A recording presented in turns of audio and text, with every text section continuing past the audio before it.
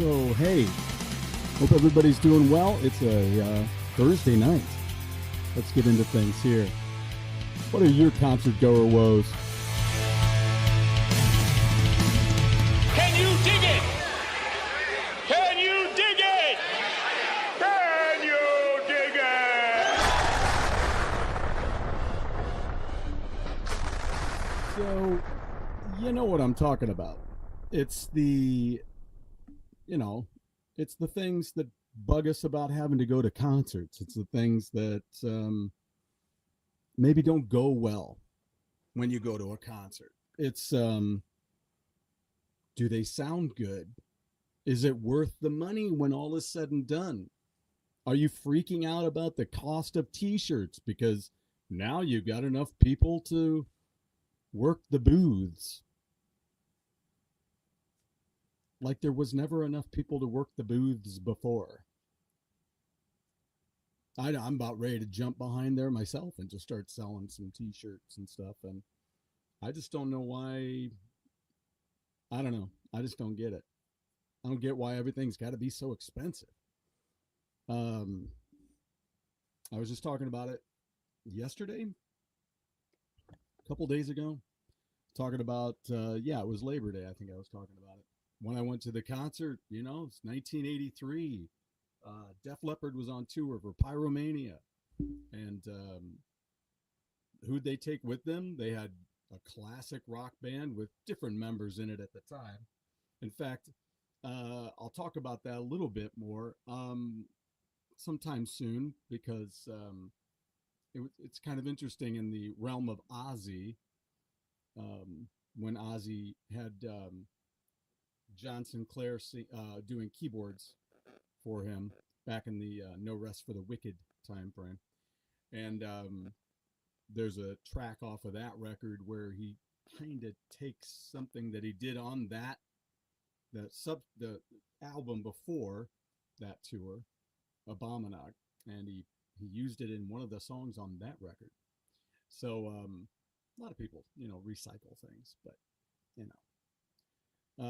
it's kind of weird when I listened to it. I was like, what?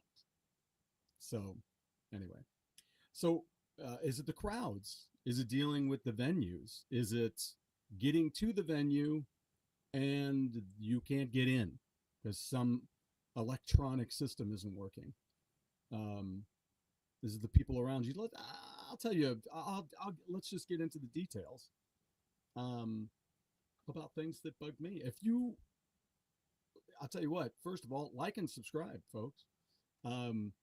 We have plenty more to talk about. Plenty of things. Even though there are days when I'm like, what am I going to talk about next?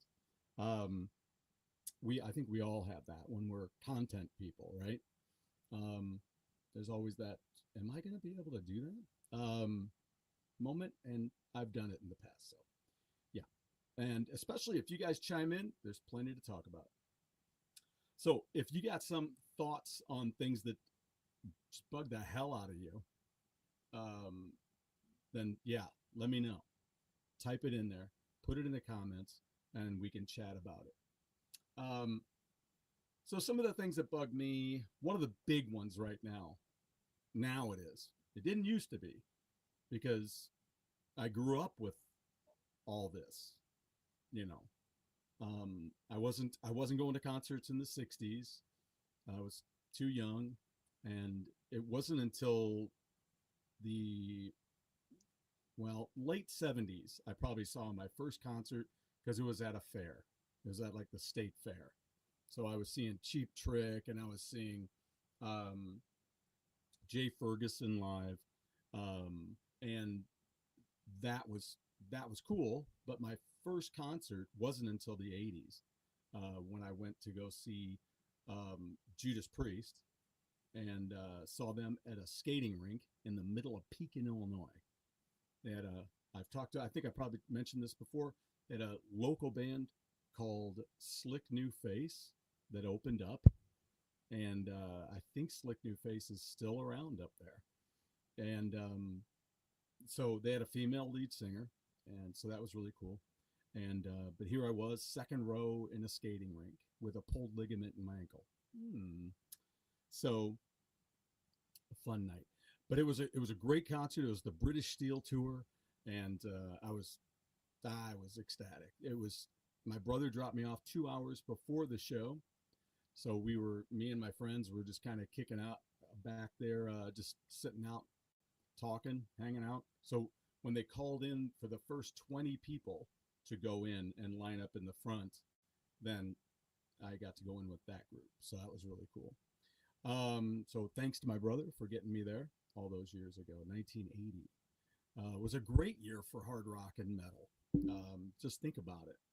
I mean, you had Back in Black, first of all. That's kind of what everybody thinks. And then, here you had British Steel came out, and Love Drive had just come out by Scorpions in 79, so that was pretty cool. Great record there. I just listened to that. And I've got more to say about Scorpions in another show coming up, maybe tomorrow or this weekend. So, but we're going to be talking about Scorpions and also about Judas Priest. So, lots to talk about there. But anyway, that was my first concert. Second concert, well, and again, pulled ligament in my ankle, and there was, that was, I didn't think about it much, though, in the show. I didn't think about it much because it was such a great show, and loved that band. I had just gotten into them just, I don't know, year and a half prior, maybe a year prior. I got into them on the Killing Machine, Hellbent for Leather album, and then they put out their live album, and then they put out British Steel. So such a great record. If ever there's one of those records that ends up on a list of essential metal albums, if you're not a metalhead and you want to get into being a metalhead, that is one of the quintessential albums that has to be on that list for a couple of reasons. Because instead of just being a full-blown heavy metal record, like say Metallica, when, some of those, the bands that came later that wanted to push the envelope of heavy and fast. So before all that happened, Judas Priest had already worked their way up through all those early albums, and they'd gotten to that point where that was that perfect culmination of some of the more melodic. There was a pop element to certain songs, like Living After Midnight, but still right in that same vein as what was happening with AC/DC on Back in Black. So it was very marketable, very powerful, and really cool. So that was, that's what was happening with British Steel. That's why it's a quintessential album, because then it's got other things on there like, Grinder. It's even got The Rage, which is really, really cool. And Rapid Fire. And it's just a fantastic record all the way through. So anyway, so those were great times in concerts. After that, I'd go and see Rush at Alpine Valley. We just talked about that recently because that was my, go out of town and see a concert show. So that was really cool for the Moving Pictures tour. And Joe Perry Project opened up. Then in Springfield, Illinois, with Girl School and then Iron Maiden opening up on the, they were on their Number of the Beast tour. So it was Bruce Dickinson's first and Clive Burr's last tour. So that was really cool. But then in 1983, and this is where I get to my point about the prices. I was just talking about this the other day, and I don't know. I'm taking a guess. I'm gonna find my ticket because I have it, and I'm gonna find that ticket and see if the price is still on it, because I saw the Pyromania tour. Uriah Heep opened. They were on their tour for Head First with the Gila Monster on it, and that was their tour. And then Quiet Riot was on tour for Metal Health. So it was Uriah Heep on the Head First tour, Quiet Riot on the Metal Health tour, and Def Leppard on the Pyromania tour. So I don't know if it was probably a $15 ticket, maybe 20, maybe.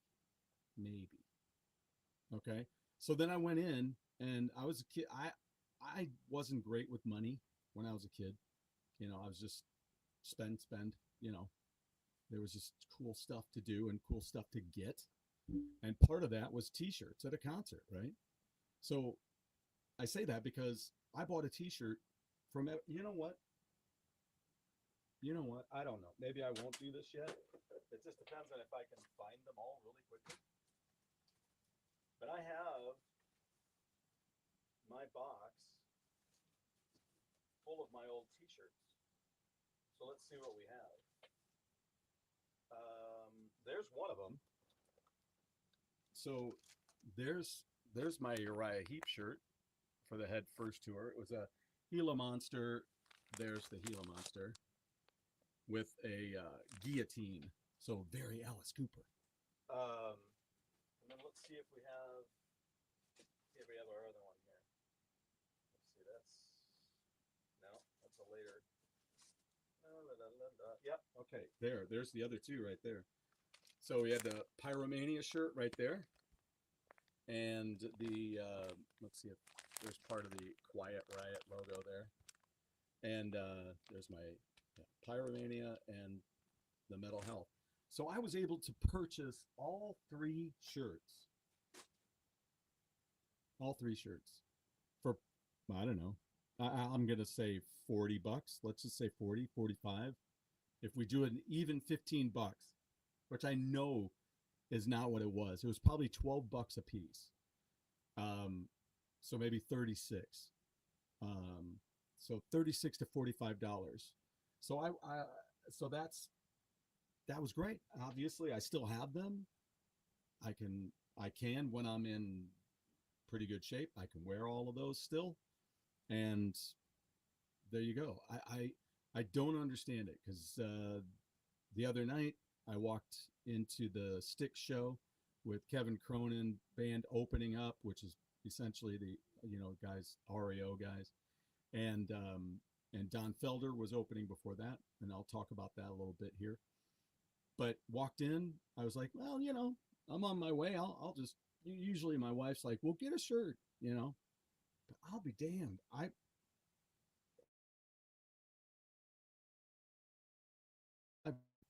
one t-shirt, $45 for one. It's a t-shirt. It's a t-shirt. So you're not even paying for the t-shirt anymore. You're paying for the person behind there who is selling you the t-shirt. That's what you're doing. It's like buying snacks at the theater. I mean, really? I go to the store, I buy a little bag of unpopped popcorn for $1.25. And I can make a bunch of popcorn out of that.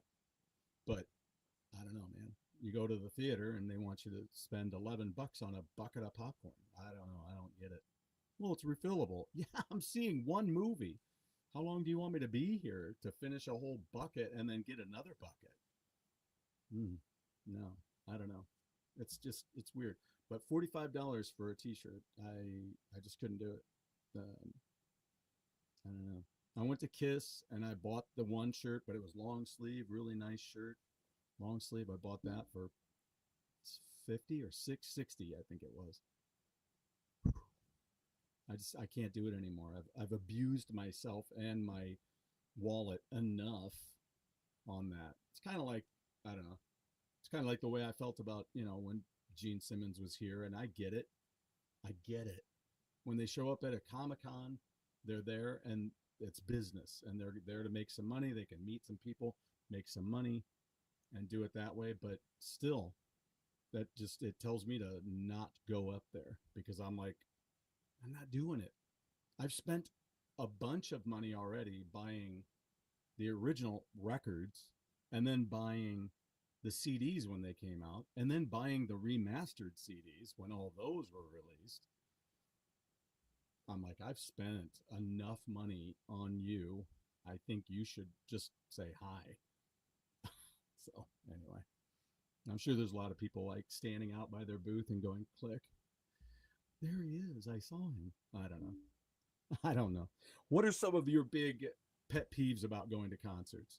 The other one I told you about recently is the situation with when we went to Rod Stewart, and the shuttles were horrendous that night. I don't know if enough people had gotten wind again about how much they were charging for parking, and decided to just use the shuttle. So now the shuttle was 4 times as mega big as it was before. Whatever it was, I decided, and this is why up here, you'll see up above there, it says My Concert Adventure. You may not be able to see that maybe behind the live thing, but yeah, it was an adventure because I made it fun for myself. It was just going to be me. I had a chance to meet up with my buddy Matt, and I'm going to see if I can drag something over here and see if it'll work. Because I got some permission from my buddy Stu to play something for you guys here in just a bit. So I'm going to see if I can get this to drag over and play. I don't know if it'll do it, but we'll find out. Oh, maybe it will. Maybe. All right. So now I'm going to get some more photos in here too. But yeah, it was cool. I got to meet up with my friend Matt after the Kevin Cronin show. And, but I decided I'm going to park my van, get my bike out of the back, and just ride to the venue because it's not that far from there. So why not? I called them ahead of time. I said, you got a place for bikes to park? They're like, sure. I'm like, cool. So I sure did. I parked at my friend's house. He's not very far from, he's closer to it than I am. Parked there, pulled my bike out the back, hopped on and took off. Had my Motorhead backpack with the stuff in it, with the brownies for the band, and just regular brownies, folks. And went ahead and rode on over. And I started to pull in. As soon as you pull into the amphitheater out there, there's a gate where the trucks go in and everything for backstage. That all goes in there. So I thought I'd check in with that gentleman there first, and his name's Brian. I made a new friend there, and we got to chatting away about stuff, and then I could hear Don Felder on stage, and I'm like, okay, I probably better get going. But we were chatting, we were having a good time, so I just listened in on what he did, and it was a pretty good list of songs, a lot of Eagles. He's just put out this album that's like a 50-year milestone album. And see if I can find this here real quick. 2025. There we go. So yeah, here's what he had done. He did Already Gone. And I could hear all this really well from where I was. So that's kind of why I wasn't too worried about it. And it sounded great. Already Gone, One of These Nights, Victim of Love, great song. Seven Bridges Road, Hollywood Victim, The Long Run, Heavy Metal, Take It Easy, Heartache Tonight, Life in the Fast Lane is what they were playing when I finally walked in after talking to Brian. And then I saw him playing Hotel California, which was great. He sounded great. They sounded great. Yeah, it was a great show. Then let's see what, let me bring up the one thing I didn't realize was going to happen with the Kevin Cronin Band was that they were going to play the whole High Infidelity album, which at the time when it came out, I wasn't happy about it. It was just too pop for me. and I didn't like it. I have an appreciation for it now. I like the songs a lot, but they played that whole album. Let's see if I can do set list here, 2025, to make sure we have it correct. Let's see here. August 18th is what we were, I thought. Or was it the... That's interesting. That's very interesting. We don't have it listed here, but it's going to be the same. It's going to be the same.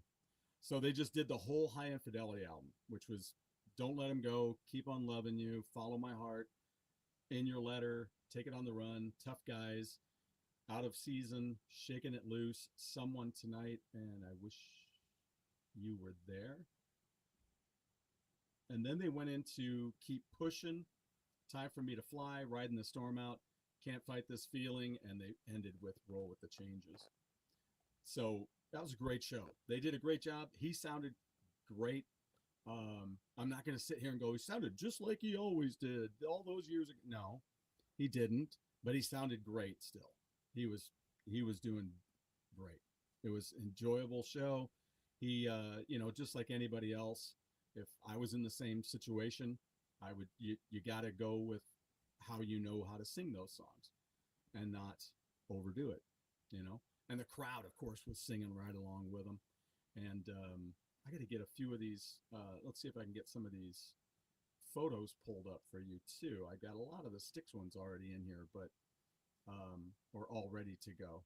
But let me see if I can drop those STYX ones in here now, because I picked a few of the really good ones. A lot of times I just throw some in, and then it's usually too much.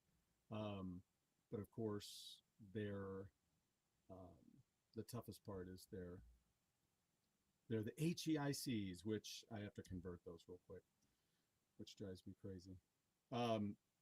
Another thing these days, and I just mentioned it, that's tough about concerts is the fact that some of these people don't sound good.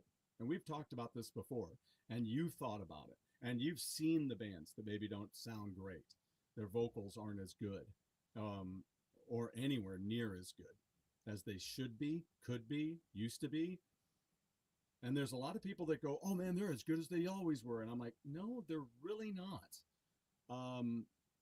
And that's too bad, because again, I've said it before, I feel sorry for those folks when it's like that. I don't want them up there singing it like that, because I know they don't want to be up there singing it like that. So it's rough. It's rough for everybody. Whether you get mad about it, or whether you're very, or whether you can be empathetic about it, like I do lead vocal work, so I can be really empathetic about that and go, man, dude, I'm sorry. That's rough. I don't know. I'm embarrassed for you. I don't know why you are up there doing it like that. It's the same, with heart. It's tough. And I get it. If that's what you can do, and you're still just trying to do it, then okay. But I don't know. It's you as the crowd as to whether or not you want to watch that or not. So if you're okay with all that and you just want to see them doing it, okay. But that's not the way I am. I just can't do it. I can't. It's not fun for me. I feel badly for them, and I don't like seeing it or hearing it. It's sad. So another thing is the ticket prices. See, here's the thing. This factors into, do they sound good anymore? Is it worth the show? Because 10 to 1, there's a whole bunch of people out there who spent a crap ton of money, grocery money, to go and see these bands. And if their show isn't good, then why are they spending that much money? Now, if I knew that you were having trouble and it wasn't going to be as good a show, and you only charged me a certain amount, yeah, you know, okay. Again, it cost me $20 to go and see Heart. Okay, all right. Well, I'm gonna go and see Heart play. You know, I mean, it's just one of those things where you're like, you know, it's a give and it's a take, because you're like, well, don't charge me so much to see the show if it's not going to be good. And again, it gets tough when some people do think they sound good and they just don't. That's tough.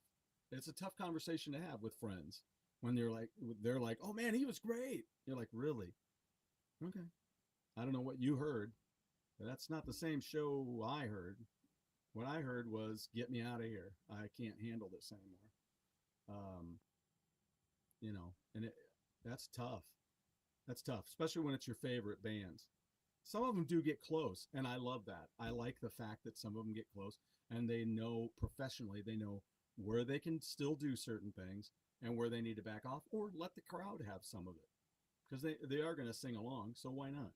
I think that's totally fair, especially when you have folks like King's X, where some people, you know, it's a thing where the crowd sings one of the songs. So, so that's kind of cool. And I don't mind that either, you know, because that's just smart. That's just doing it smart. But when I see this footage of Vince Neil out there on tour, and it's just doing girls, girls, girls, and he's just standing there and no energy at whatsoever, no confidence at all, and I hear how he sounds, and that's sad to me. And I don't say that to go, that's sad, and I feel really sad for them. Not like that. It's just sad, flat out. It's sad, and I know he knows what he sounds like, because I mean, he's got to see it. And then there's a point, and I get that there's a point at which they have to put that aside and not worry about that, and just try to move on and do the show and keep people happy, especially with the money they're paying. So I don't know. David Lee Roth's kind of in the same boat, right? It's getting rough, but that's why Sammy Hagar talks about this having time in Las Vegas, you know, doing a residency out there. He's like, I remember seeing one of his recent interviews where he's like, I don't have to go on the big tour. It's not good for my health. I don't do that. I don't need to do that. I can come to a place like this, or you can go to Cabo Wabo and hang tight and do some gigs and be ready for those gigs, instead of trying to do a tour and you've got all the stuff to concern yourself with. And it's kind of disappointing sometimes to fans, because they pay these huge prices to do a meet and greet, and all the meet and greet is sometimes is just a cattle line. Now there's another thing. It's you know, there are fortunate times that I've done some of these, and I did one for Zebra, and fortunately I know the guys in Angel, so I've been fortunate to be able to go and do that, and stuff like that. But the Zebra one, I bought that. I, you know, got online, I saw it was happening, I bought it, and I went, and it was great. And that's over at the Wildy Theater. They do a lot of great shows over at the Wildy Theater in Edwardsville, Illinois. If you've not been there yet and not checked it out, do yourself a solid and do that. Check out what's coming. They've had bands. Wishbone Ash plays there. Zebras played there. Angels played there multiple times. I saw Graham Bonnet there. Glenn Hughes was there. Carl Palmer brought his show there. Gary Hoey, I'm going to finally work on getting a Gary Hoey interview. He's doing his Christmas show over there for the whatever time. I don't know how many times he's done it there, but he does it every year. He goes there to the Wildy Theater and does his Christmas show. If you don't know who Gary Hoey is, he does the Ho Ho Hoey show. Every year he does his tour for Christmas. But he's done some killer albums. He did the guitar work. He's a shredder. And he did a guitar work soundtrack for Endless Summer 2. And but otherwise, I mean, he's done some some great stuff. He did. Check out Gary Hoey's version of Lowrider. It's awesome.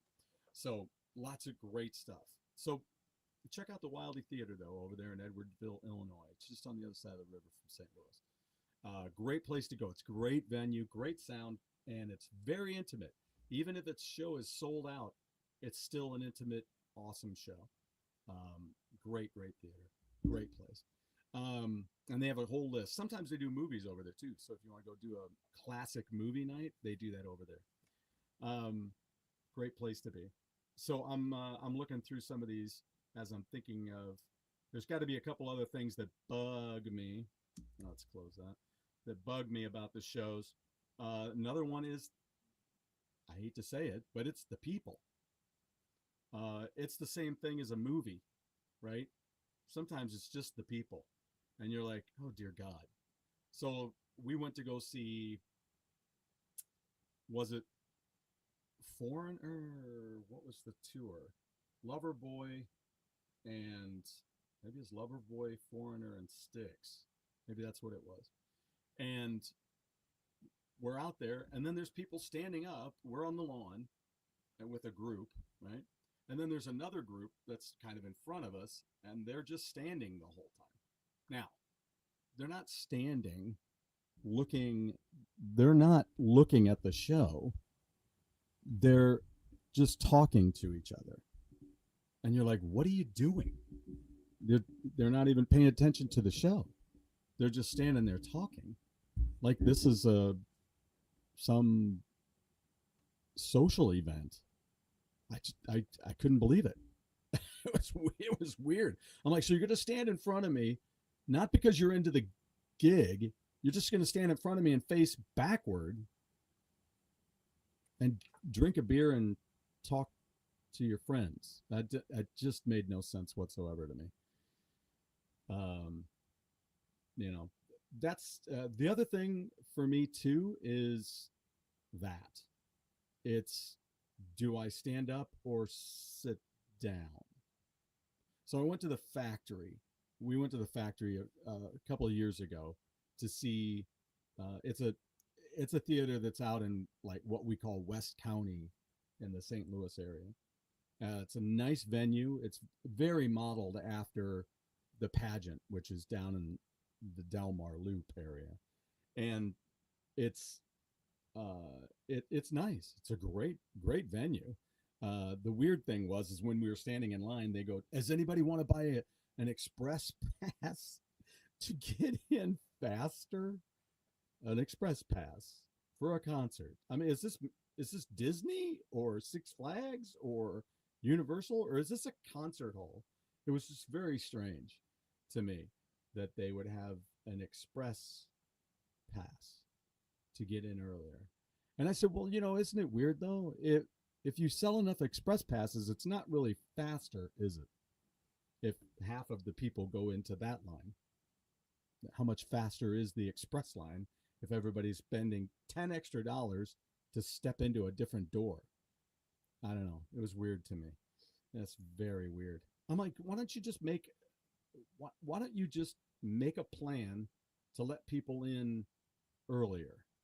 I don't quite understand why they can't just get people in a little earlier and let them slide in. I get it. It's probably because of sound checks and all that whatnot. But how hard is it to do the business, to get the business done? That's what I need to know. That's what I need to understand. I obviously don't understand it because I still have questions. So I'll see if I can find out why people do that. I don't know if maybe they do it for the surrounding businesses, maybe partially. Maybe they do it for the surrounding businesses so that they don't just open up and people just skip dinner and just go there and drink and wait for the show. They'd sell a lot more drinks, right? But maybe they do that for some of that so people go to their surrounding businesses. And there might be a little bit of, pressure,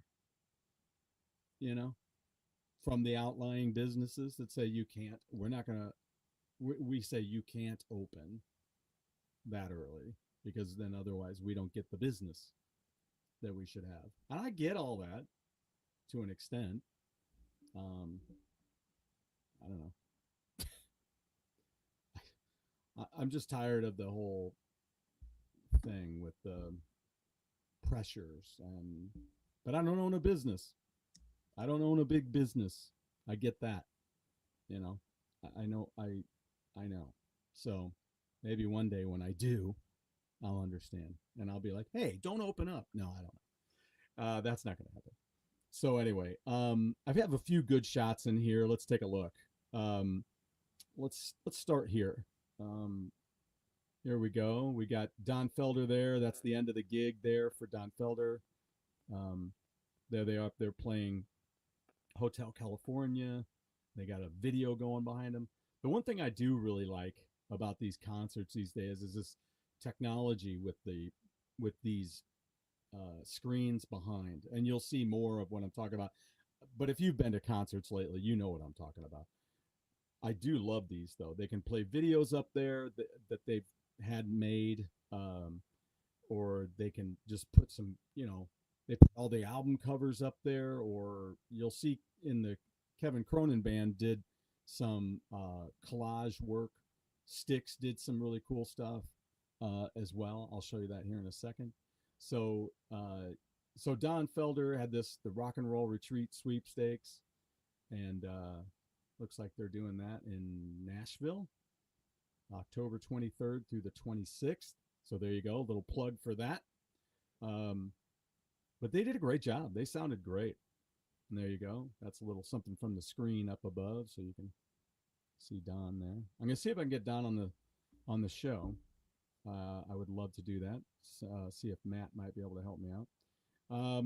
I'll see how many of these I got in. There's Dave Amato and Kevin with the Kevin Cronin Band. There's a bigger shot of the stage with the logo up there. Very sporty. So, but they did a great job up there, man. And see, you can see that's just on the screen. You don't have to worry about having the logo, a big 3D logo. You just slap up, and he had a couple of logos. This was one, and then he had another one down the line. Let's see if I can I'll see if I can find that one on here. I did get a copy. I did get a picture of that, so we'll see. Nope, let's go with this one. See if that's, because I really want you guys to see this one. It's pretty cool. This one backdrop that they did for Tough Guys was really cool. And again, guys, if you've got anything you want to ask, or if you've got some of your own live woe stories, let me know. Put it in the comments below. Remember to like and subscribe. Let's see, I'll do a convert there. And I'm going to find this thing. Oh, there's the Tough Guys. So I want to show you that. It was really neat what they did for the background on that. And there's a little added thought that I mentioned to Matt Bissonette when I was talking to him backstage later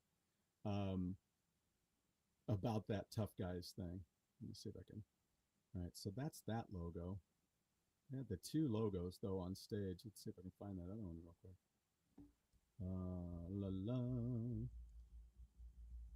So what did we talk about? Crowds. We talked about merch prices. We talked about ticket prices. Oh, well, and there's always the paying for parking. And here you go. This is my other one. Is that, okay, so you pay for the parking, right? Which is what I did, downtown when I saw Kiss. We paid for the parking. But then it takes you like 2 hours or longer to get out of the parking deck. It's just ridiculous. And I don't like it. I don't like it. So that's a tough one for me to swallow, to go, all right, I'll pay for parking. But really what I'm doing is I'm paying to be a prisoner after a show and when you want to get home. So what does that lead you to? Here's what I was talking about with some folks, is I said that leads you to wanting to show up late, maybe. It leaves you wanting to leave early. Like with the shuttle, we showed up late for Cheap Trick because it took so long. So we'd already missed 2 songs of Cheap Trick. And then we got to see the whole Rod Stewart thing. But then people were leaving early to get out of the parking lot. So I feel pressured to get out of there early and not see a whole show that I've paid a crap ton of money for, especially when it's Rod Stewart, right? Great show, by the way. You know, I talked about it already on here, and a great show. He did a wonderful job. Man, there's some good shots here. I hope they look as good as I think. I mean, I don't know. You look at them on the thumbnail on the screen and you're like, damn, that looks pretty good. And then you put them on the screen and you're like, maybe not. But no, they look pretty good. Let's put this one in because it's got my buddy Matt. So speaking of the parking again, I went ahead and did the bike ride. So I got done, rode the bike around, got my ticket and pass, and then I went over to the regular gate, and I'm like, where do I park my bike? And then finally the guy got some answers, and he says, go down over there, you go to the end of the gate, and go around the corner. That's where they park motorcycles, and they have bike parking there. I'm like, well, okay. They didn't, but that was okay. They have a little office over there with a little building, and so they had a handrail there, so I just locked it to the handrail, and there were people that came out. Hello to Tina. She was a huge help that night, and her staff, and she's really sweet. She said, just lock it up here. I had my Motorhead backpack, couldn't take that in. She says, I'll put that over there, and the brownies, you just take those with you, and you just tell anybody that gives you any problems that I sent you and said it was okay. I'm like, okay. And then I went around. She had somebody at the gate zap my ticket, so I was all set to go, and it was great. It was really cool. So a great experience that way, and I really enjoyed it. Now, when I left at the end of the night, then I couldn't leave right away because the police will not let you leave if you're on a bike. It's too dark. There's too many cars going, and I get it. Now, I could have taken a few minutes, ridden a little ways away to another entrance to that area. It's like a big corporate park back in there with buildings all throughout. So I could have gone down and gone to the gas station and left that way and gotten across the highway. But, you know, there's no reason. I stopped and talked to my friend Brian. He says, you can stay here with me and we can chat for a little bit. And then once everything dies down, then you can ride out that way. And I did. Now, here's the funny part. The funny part was I had 2 headlamps, right? I had them now I have them charged up. But I was like, well, I'm sure they've got a charge in them, that I haven't used them lately. So I went ahead and took 2 of them with me. I had one in my backpack, but I used the simple one, right? Slap that on, click, click. There it is, looking good, seeing the road great, trying to keep it down so I don't blind the drivers as they come because I'm on the other side of the road going against traffic on the big, big fat shoulder. And then I was going to ride down into the cornfield because on my way there was a road that was closed. So I was going to go down the light, and then I saw a little gravel path that went through the field. So I just rode my bike through there. And then I got to the highway and went back.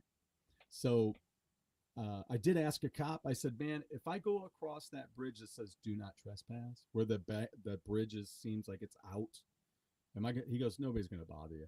I'm like, okay, got it straight from the cop. That's cool. But I strapped that light on my head. I'm rolling down the road. I'm probably a quarter mile from where I need to get off the highway, through the weeds, and onto that gravel path again. And beep, there goes the light. Black as night. It was great. I'm like, all right, okay. We're going to have an adventure. That's the way this is going to be, So I rode in the dark, complete dark through that path, through the field. Made it to the road where I needed to be. But again, I just wanted to get to my van so I could get home. So I wasn't going to stop and put on the other headlamp and do all that stuff. So I've been riding bikes since I was a kid. So I don't have a lot of fear on the road. Even though when I was riding to my friend's house, when I was like middle, well, what I would call junior high, they call it middle school now. But when I was doing that, I was riding in the snow, and it was dark, and there's a big ass curve heading out to my friend's house. Well, I came around that curve. I was riding in the car, in where the cars had put a divot, right? So I'm riding in that, and all of a sudden I veered a little bit and caught the edge, and whoop, whoop, lost control, fell down. I'm laying there in the road, and I see the car coming, and I'm like, oh hell no! So I had to grab that bike and get off the road. So so, so there's those harrowing situations that we go through, but I didn't have any problems. There was no cars even coming the opposite direction as me. So when there was a couple of dump trucks coming in the pitch black, I just moved over into the other lane. So no big deal. I don't worry about that. Other people get concerned about that. I don't wear a helmet either. So, you know, just that's the way we do it. It's not preferred by other people, but that's still the way I do it. So, all that being said, made it back no problem. It was a little tougher of a ride. I haven't ridden in a long time, so I was out of shape, but still did fine. Just took me a minute to get up the one hill. I'm like, wow, this is a bigger hill than I thought. But yeah, no problems. No problems. Got home a little after midnight, and everything was good. So those are just some of the issues. Nothing too major. Let me see if I can bring up a couple more of these photos too. Oh, and of course, I need to get the last ones. Duh. There we go. That one. Let's do that one. And this one. Okay, that's cool. I met up with a gentleman too backstage. His name is Tom. And evidently he's a very well-known manager and managed like Sammy Hagar. Did I do what I was supposed to do there? That was weird. I don't know what just happened there. Let's go back and do an undo, I think. I hate to have lost something. Let's do an undo. There we go. Let's try this again. Convert, and that's good. There we go. Okay. All right, so let's grab these. And we'll do it. We'll do it again. There. Yeah, I don't remember what I was saying. It wasn't that important, maybe? I don't know. And then I need to put in this. I got to put in a video too. This is going to be fun, man. This video is going to be fun. You guys you're going to love this. So anyway, but there's plenty of things. That main thing though, still that one is that just kills me is 2 hours getting out of parking. That's too much. So here's the Tough Guys when they were doing that song. So that was a cool backdrop. There's Dave Amato, who's been with the band now for 35 years. Is that right? I think that's right. There's Kevin Cronin there. There's Kevin and Dave. And there's my buddy Matt Bissonette. If you're not familiar, you can always check out the video, the interview that I did with him on the show not long ago. But he jumped in after Billy Sheehan left David Lee Roth. He jumped in and was on the Little Is Enough album. So I had him autograph that one. And I saw him on tour with Elton John. So he's done a lot beyond that, though. That's just the tip of the iceberg. And of course, his brother is Greg Bissonette, the drummer. So there's that shot. There's that. There you go. There's Matt. Now, and I mentioned this. So, of course, they have the opening of Tough Guys. It starts off with the Little Rascals, right? Well, Matt is in a band called the Squirts as well. And here's a cool picture of Matt on the screen up there. doing a little bass solo. Isn't that beautiful? That jazz bass. And so he has this band called the Squirts, and that's kind of where they got their name, was from, kids calling people, adults calling kids squirts, or older kids calling kids, hey, squirt. So that's where they got their name. So I just thought it was kind of interesting that they, there he was, blah, blah, blah. So then I was hanging out backstage and had a chance to see Matt backstage. I'm hanging out, and Dave Amato. Now, I brought it up to Dave, and hopefully I'll be having him on the show soon. We talked about it backstage, and he was excited about that. So it was 2008, 2009. I was out at the NAMM show in California, and here came Bruce Hall, Dave Amato, and Brian Hitt. Now, I don't know if I had any shots with probably that long shots. Got Brian Hitt back there on the drums. So here they came walking through the venue, and I was like, hey, how's it going? And we got to talking, and they were looking for the Dean Markley booth because they had to do autographs there. And so I showed him how to get there. And then he was talking about wanting to get some lunch, maybe a sandwich or something. And I said, well, I'm in the hotel across the street, and we've got a sandwich shop there. And so we went over together. I walked him over there, and we got a sandwich. And then I couldn't remember the name of it. Now, of course, I was completely embarrassed because there's a gentleman behind the counter and made my sandwich. I said, gracias. And he goes, de nada. And I was like, whoop, you're past me. And he goes, just means you're welcome. Oh, that's embarrassing.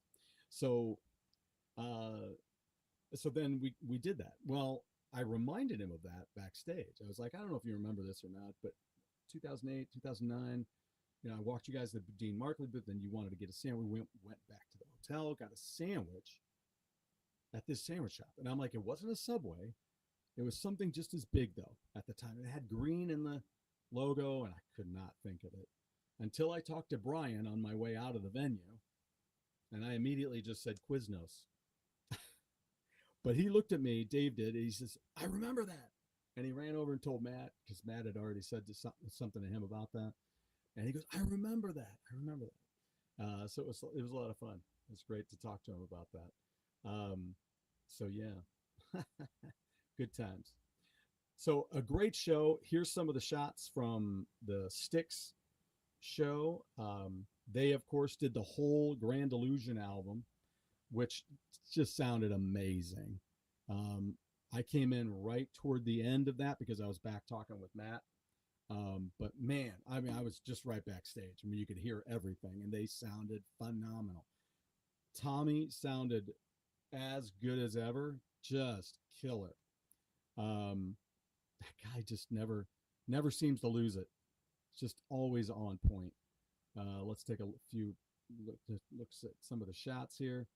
There is Lawrence Gowan, and his brother now is on bass. So that's Ivankovich on guitar. He co-wrote this new album, which is pretty good. There's certain things I'd have done with it, but that's just me.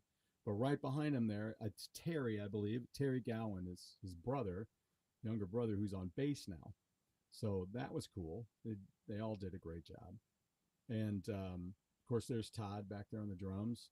Todd it was 1996 when he joined the band and played there at Riverport. And we saw him play there, saw him play in Peoria, and saw him play in Chicago. Because he asked me when he was here, you're going to be in Chicago. So there you go. There's part of that thing I was talking about with the screens, where it's just wonderful what they can do with the artwork back there on the screens. There you go. There's JY. JY's got a little bit of extra going on there. He's got some extra weight happening these days. There's another thing I want to say about vocals too, is Lawrence Gowan it's always kind of bugged me because I'm not a guy who likes the heavy vibrato. And you know how I know I don't like it? Because I don't like when I do it.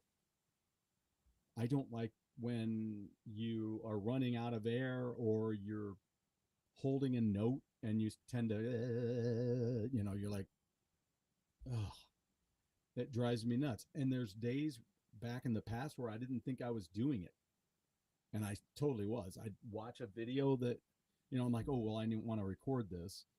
So we'd be doing something at church and it was a special song. And then I'd hear it and I'm like, damn it, I'm doing it. And I don't like it.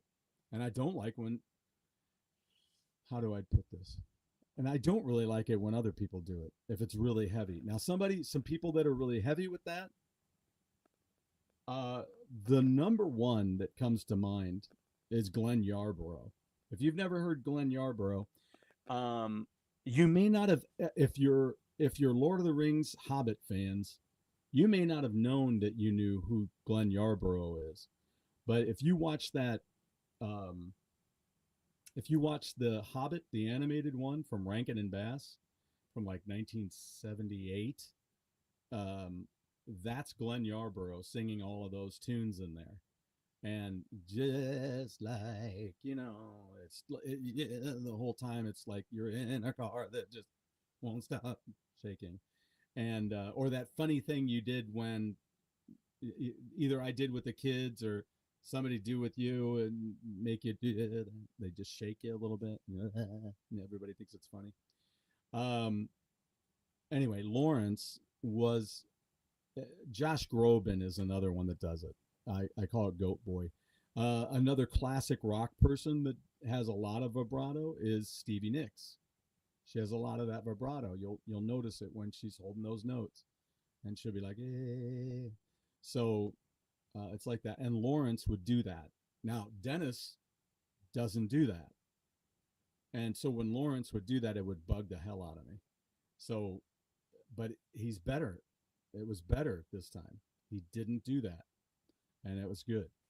And it was good. So there you go. Another thing there at JY. With Terry back there. Now this is too much time on my hands. So here, I'll go to this shot. So they start this song. This is after that picture that I showed you. But they start the song with this pocket watch swinging in the background on the screen. And then it opens up. And then you got JY. And because he's the only original that's left besides Chuck. Chuck makes an appearance. So, but he's the only full original that's on stage the whole time. And there's Tommy, Lawrence. There's Chuck. Whoops. I got an extra of Tommy and an extra of Lawrence and an extra of Chuck. Oh, I just went back through the list. Okay, I don't have an extra. That's just it. And there you go. There's, is that Terry? Oh, no, yeah, that is Terry. Yeah. And they look a lot alike, don't they? There they are, the brothers. See, they have that same kind of look. So there you go. It's Todd. And is it Eric? What's his? I can't remember his first name. Ivankovich. I can't remember his first name right off the bat. So anyway, that was too much time on my hands. It was pretty cool. This was they did the track off their new album. It's dang it, I can't remember the name of it. It is let me see here. Hold on, I'll find it.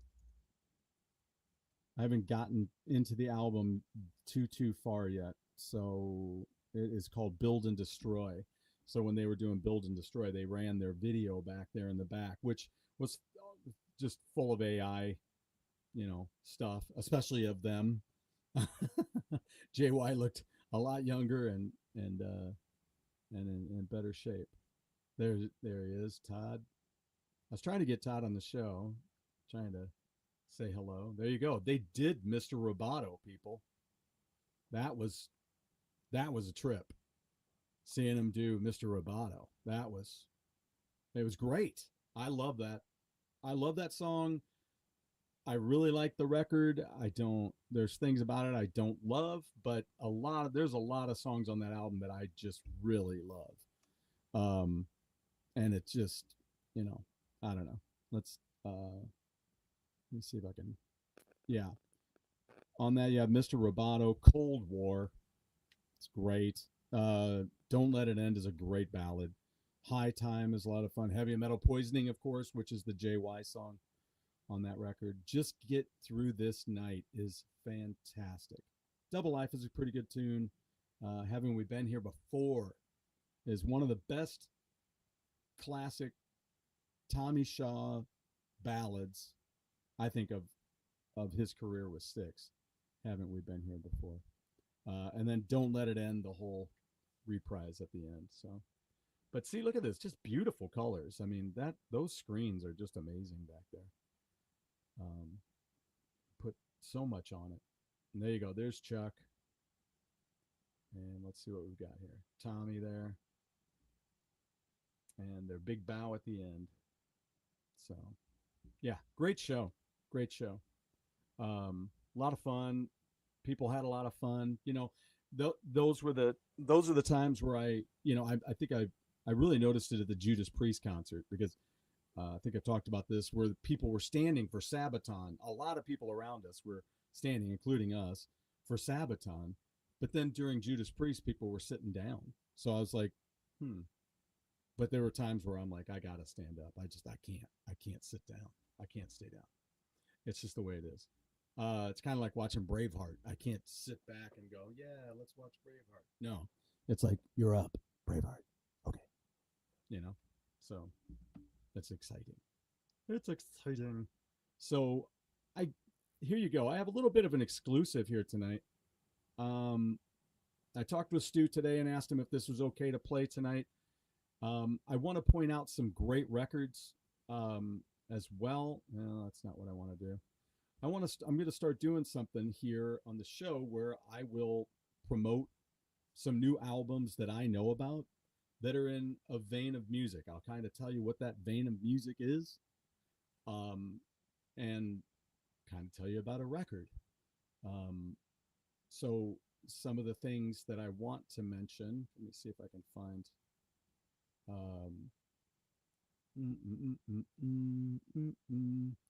I think, yep, there's one. I'm going to open that up. And then I'm going to see this. I know I've got, yeah, here it is. I want to make sure I show you these. Let's see, not that one, not that one, not that one, not that one, not that one. Let's put that one up. That's a good one. And then I'm gonna, I don't know that I have it. Maybe I do, maybe I don't. So I'll do that one at another time. But for now, I want to promote a few of these albums. Remember, it's out now. You don't have to pre-order it anymore. I'll make a change on that. But Inquisition by Burning Witches is out. So make sure you check them out. If you haven't checked out Burning Witches yet, and you're into metal, especially power bands that are even all female bands, if you dig all that, like I do, like Thunder Mother, check out Burning Witches. There's nothing lacking here. And you can see, you can get it on CD, you can get it on cassette, you can get the vinyl in multiple different ways. I'm not sure what this piece is. I think that's one of their singles down there, the CD down here with the regular CD. So make sure you take advantage of that. Also, remember, my guest recently was Mark Hussey, and he is in this band, Cyanide. Now, he also does a Motley Crue tribute band, too, which is really, really good. Check out some of their videos out there, man. It's really good. These two Cyanide albums, if you're concerned about bands not playing cool, driving metal anymore, anything new, finding anything, just check these out. Cyanide. So they have Lethal Dose, and the 21 Gun Salute is the brand new one. And man, they're great. Mark did a great job with this, and this 21 Gun Salute, that's on Kibble Records, so check it out. Then you're going to want to be ready. Check out the pre-order. It is going to be a stateside release as well. They're working on that. But do check this out, and I think you might recognize the voice. Like a cosmic blast straight to the heart of England comes Rock City Symphony, the new album from the UK power trio Blitz.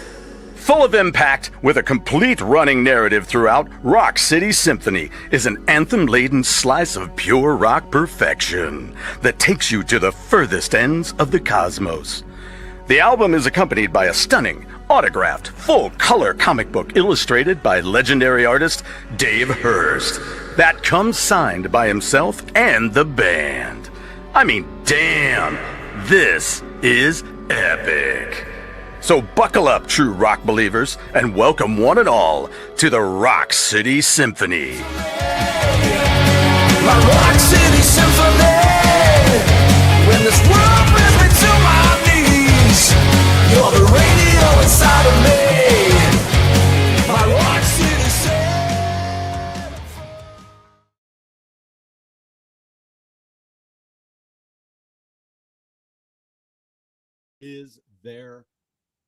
It's their album. I mean, they've done great stuff already, so check them out. Blitz, they're out of the UK. And you can pre-order this album right now. There will be later, like I said, there will be a stateside release as well. So if you're here in the States, you can hang tight for that or just order one. So I'm thinking about even just pre-ordering one as well. The British, it will be released. So if you order it here now, the release date is November 7th, which is in time for my birthday. Everybody, you could just buy me one for my birthday. Or buy yourself one for my birthday. There you go. That's my gift to you, paid by you. So, yeah, but I'm going to play that one more time on my way out, but do check it out. Check those guys out. And that album, I'm telling you, fantastic. It's the album for them.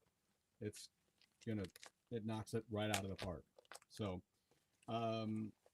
now I got a cool package. It's pink. Look at that. Cool package that I got from Mr. Sam Morris, if you remember, from the Midnight Devils. So if you need a reminder too, Something Bigger was their first album. I got the digipack of that one. He was saying that this and this one. You got it? All right. Never beg for it. That was the second one. So if you haven't gotten these yet, you haven't checked out the Midnight Devils, do so straight away. He was mentioning that the record company was talking about re-releasing these as a jewel case, like the new album, So Hard It Hurts. There you go. So check out So Hard It Hurts, and you will love these guys.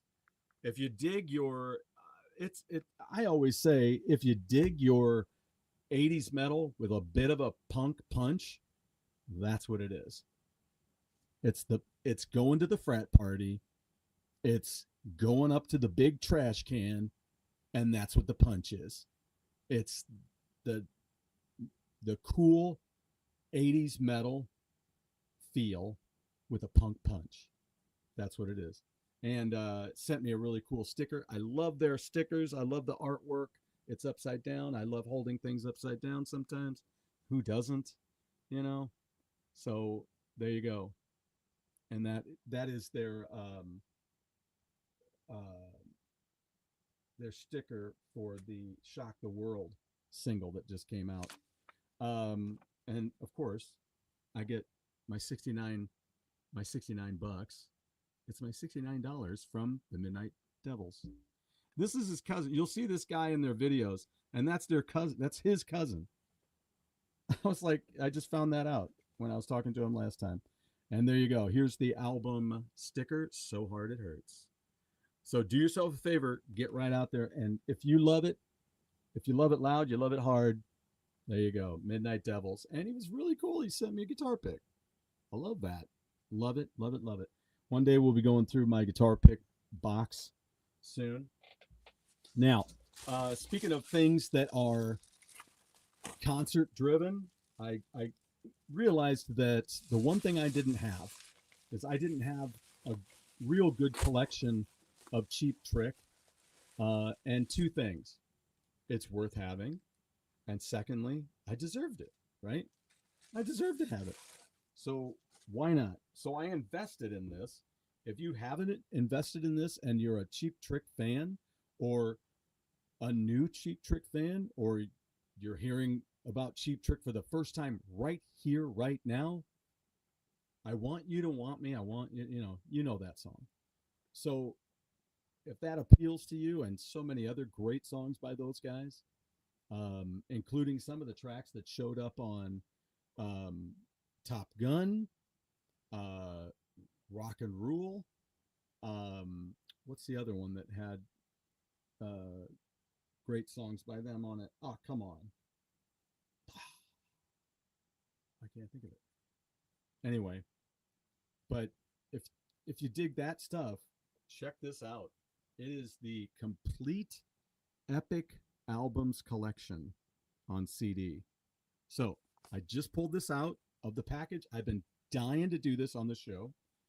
And we got some crazy stuff done here in the last week. So I'll tell you, if you're in the St. Louis area and you need some work done, I'll tell you about somebody you can call.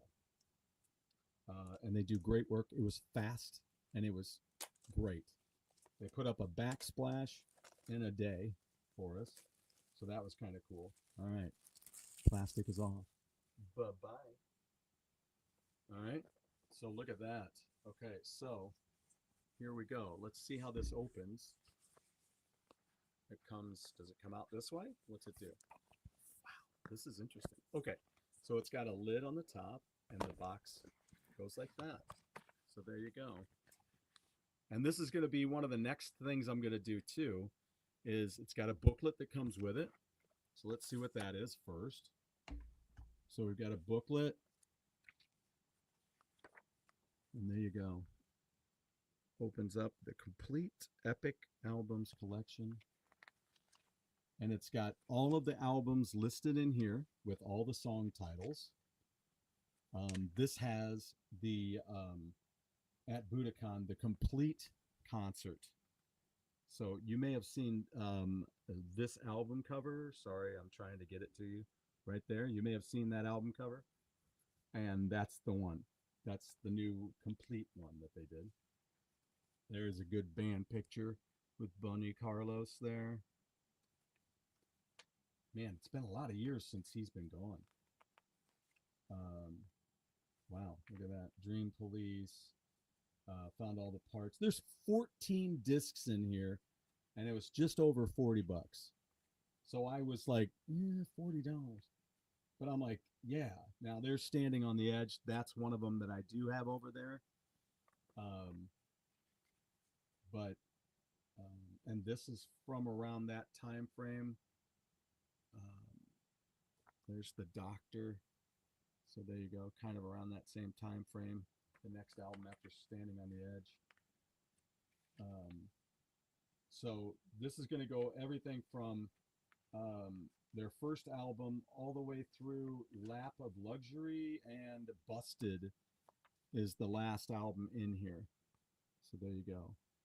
So that's what it looks like. All right. So all of those epic albums. I wasn't a big fan. It's kind of like Kiss when they did their first few albums and then they did the live album, boom, right? And then you go back after, like me, becoming a fan of the live album, you go back and listen to the originals on the studio records and you're like, okay. Rock and Roll All Night just doesn't sound as bombastic, but you get used to it. Maybe you don't. All right, so I have fun with these. I was looking forward to getting this so much because they do them like little mini albums, right? The only issue is there's no, it's really interesting too. I thought this was interesting on the packaging. I don't know how they chose what was going to be on the back, but they just put 8 of these on there. But I don't know. I'll have to look at that a little closer and see if there's a reason why there's only 8 of them on the back. But look at this. They're all just in these nice little cool sleeves. And these don't have, I wish these had the inner, I wish these were like the jackets and they had an inner sleeve. I'm going to have to look and see if they have, I'm sure that they do. They have CD sleeves, I'm sure, that would fit inside of here. But yeah, ooh, look at that. Okay, so let's go back to this one. So this one doesn't. It's not a gatefold at all. It's just the first record. So that was in black and white, of course. Then they have in color. And see, that one's got the gatefold. That's cool. So yeah, check this out. It's $43 and some change for this box set. My biggest concern was I going to miss it? You know, that's why I thought just order it, just do it now and get it. Heaven Tonight. There you go. And there you go. Here's the complete, and it's a gatefold. Here's the complete Budokan. And there's the photo that was the original album cover. Now I got that back in 1978. My brother's girlfriend, to be fiance to not fiance, actually got that for me. She worked for a radio station, so she could order inexpensive versions or inexpensive copies of albums through the radio station. So she got me a copy of that. That's what I wanted. So Dream Police, it's a gatefold as well. There you go. Pretty cool. Great record. All of these are great records. I just did a deep dive on these guys recently. Now this one is 1976 to 1979, and it's the Found All the Parts album. So there you go. And it's pretty cool. It's looks like it has about 12 songs on it. So that's a little extra something. Here's All Shook Up. Is this one a gatefold at all? No, just a regular. There you go. All Shook Up. And the back. And they have 1 on 1. There you go. Not a gatefold as well. And there you go. And then, of course, they have Next Position, Please. That classic Rick Nielsen guitar. Classic Rick Nielsen guitar. There you go. And here you go. Here's my favorite. Not a gatefold again, but Standing on the Edge. It's a great record. Great album. Great photos. That's such a good album. And there's The Doctor. Also not a gatefold. And there you go. Cannot wait to check these out some more. There you go, Lap of Luxury. Okay. And this is Busted. There you go. Busted. Now this is one that I'm not super familiar with this one. So I'll be eager to listen to it. And that's it. That's everything from the first album through Busted. All the epic records. So we'll get into that, and I'll finish listening to all of those. I do that in Spotify. You know, I don't think there's a way to listen to all their albums at one time. But man, I was excited about that. Just saw Cheap Trick live, so finding that, and because I do that now and again. I look at these these box sets they've got out there, and just have some fun. Seeing what they've got, because some of them are really inexpensive, so that's pretty cool. Now the last thing I'll talk about tonight, I was telling you, is I got me a little art project. So I'm doing that with, if you're gamers, got any gamers out there, I have Super Nintendo games that don't have a box, so I've been buying these plastic sleeve pieces for those, and then I come up with my own labels. Now, on top of that, I have old Nintendo NES games as well. Well, I love doing graphics. It's what I do for a living. It's really what I was trained to do. Woof. And so when it comes to this, if I'm seeing this on the shelf, if I put it on the shelf this way, okay, you can't see anything. You don't know what it is. It's, it's just, there's, you could put them on the shelf like this, but I'm not going to do that. You put it like this, can't see what it is. So what I did was I made my own, I grabbed stuff off the internet and just made my own things. So what I'm going to do is tonight, maybe, I don't know, I got to go to the hardware store. I may skip this order tonight and just go to the hardware store at 6 a.m. or something tomorrow and get some more double stick tape. You remember I was using double stick tape. I ran out. So I got to get some more. So I took a picture of one of these sleeves for the games, and then I just made this.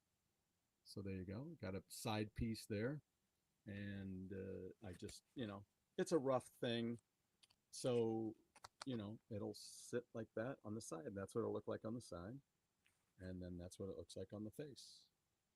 So I did that for Mario, Mega Man, Ninja Gaiden. Tell me if I bump into any of your favorites. This was a fun game. If you're a retro gamer, you got your old games, you never played the Dream Master. This is based on Little Nemo, which was a cartoon they had in the papers back in the 20s. They made a movie about it when my kids were little, and then they made that video game. It's a fun game. It's a Capcom game. Capcom games are great. Commando, speaking of Capcom, Othello, there you go. I will probably never play that game, but we'll see. Who knows? Bases Loaded from Jalico. Konami did Super C. LJN was known for a lot of superhero games, so Punisher.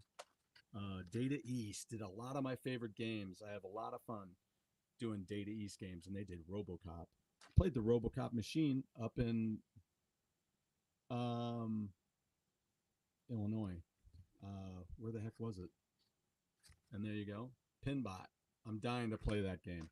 I got to get my system hooked up to play that. Contra. There you go, the first one. And Back to the Future. Watcha.